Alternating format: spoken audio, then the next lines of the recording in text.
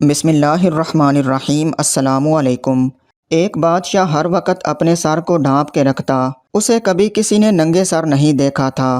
بہت سے لوگوں نے اس راز کو جاننے کی کوشش کی، لیکن بادشاہ ہر مرتبہ کمال مہارت سے بات کا رخ موڑ کر جواب دینے سے بچ جاتا۔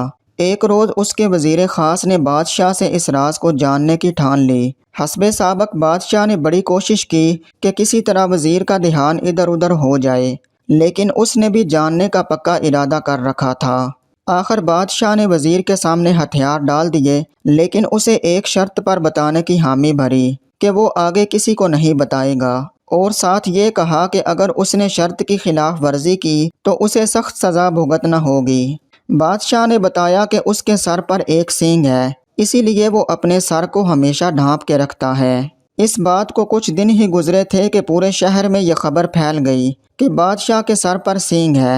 بادشاہ کو بہت غصہ آیا۔ اس نے اپنے اس وزیر خاص کو طلب کیا اور شرط کی خلاف ورزی پر شاہی حکم صادر کیا کہ اسے سخت سے سخت سزا دی جائے۔ وزیر بہت سمجھدار تھا، وہ جھٹ سے بولا، بادشاہ سلامت، جب آپ بادشاہ ہو کر خود اپنے ہی راز کو نہیں چھپا سکے تو پھر آپ مجھ سے یا کسی اور سے کیسے یہ امید کر سکتے ہیں کہ وہ آپ کے راز کو چھپا کر رکھے؟ لہذا جتنی سزا کا حقدار میں ہوں اتنی آپ کو بھی ملنی چاہیے۔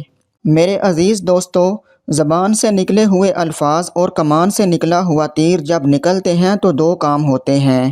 پہلا یہ کہ وہ پھر کبھی لوٹ کر واپس نہیں آ سکتے، چاہے لاکھ پچھتاوے کے ہاتھ ملو، اور دوسرا یہ کہ وہ پھر جہاں جہاں سے گزرتے ہیں اپنی شدت اور قوت کے مطابق زخم لگاتے جاتے ہیں، جس کا دوش ہم اپنے علاوہ کسی اور کو نہیں دے سکتے۔